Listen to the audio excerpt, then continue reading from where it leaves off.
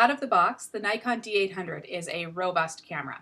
It's similar in design to my D300S here, which makes sense because the D300S is similar in build to the D700, and the D800 follows the D700.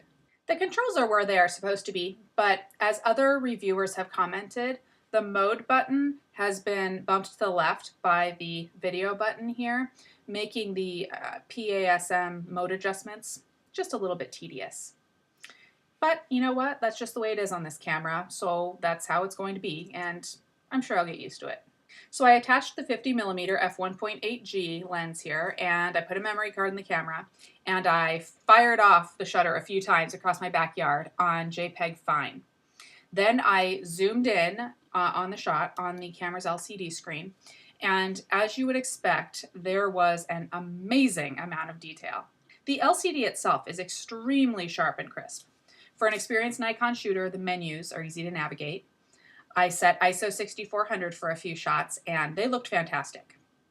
But to be fair, I was shooting ISO 6400 in well-lit conditions, so it's far from a true test. It looked great on the LCD, though. It was actually better or equal to ISO 1600 on my other DSLRs. This is without observing the shots on a true monitor, however. The viewfinder, as you would expect for an FX camera, is large and bright. Finally, I have a digital SLR with a viewfinder that rivals the size and clarity of my old cheap Nikon FG film body. There was something that bugged me a tiny bit though.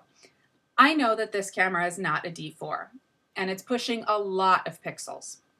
But this camera does not seem to have the same sense of urgency when I click the shutter as does my D300S or my D2X.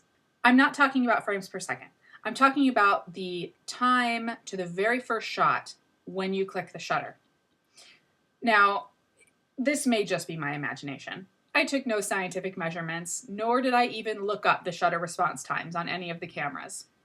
And don't get me wrong, the response time is fast. It just doesn't feel like that snappy, super quick as a mouse click response that the other two cameras that I mentioned do have. I get it. Sports and ultimate and speed are the D4 territory, and the D800 is the king of pushing massive images through the electronics. I'll have to spend a bit more time with the camera, and my perception could really just be a matter of ergonomics or even the differing sounds of the three shutters that I'm comparing. I'll do a video on this and other features and characteristics, of course. That's it for right now. I have a few projects in the works, so I can't run all over town right now with the new kid on the block here, but I'll be out and about with her this week and during the weekend with plenty of results and experiences to share.